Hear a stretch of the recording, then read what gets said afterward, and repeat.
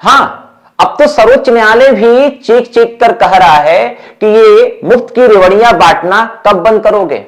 राज्य सरकारों और अन्य सरकारों से भी यह बात कही जा रही है कि कब तक मुफ्त की रेवड़ियां बांटते हुए जनता को मूर्ख बनाओगे।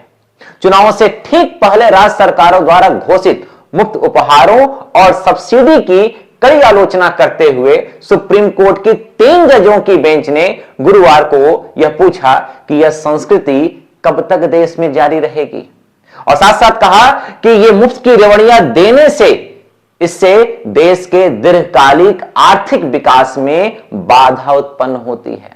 साथ ही एक कड़ी फटकार लगाते हुए सर्वोच्च न्यायालय ने कहा कि राज्यों को मुफ्त सुविधाओं को देने के बजाय रोजगार पर काम करना चाहिए, जिससे देश की जनता मजबूत बने और उनके अंदर स्वाभिमान आए।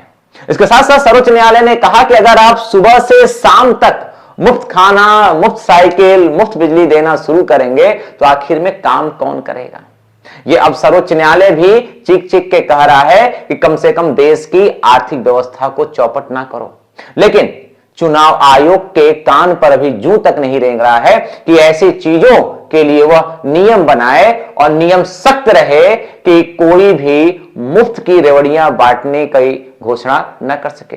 इसके साथ साथ भारत की जनता तो बहुत ही महान है जो 10,000 रुपयों पर, 1,000 रुपयों पर और 1,00,000 रुपयों पर अपना वोट दान कर देती है।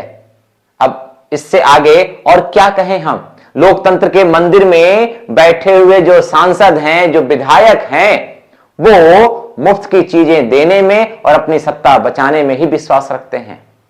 कोई है वही जो राम रचि राखा, इसी पर हम टिके हुए हैं। आप अपनी राय जरूर दीजिएगा। मिलते हैं नेक्स्ट वीडियो में, तब तक के लिए जय हिंद, जय भारत।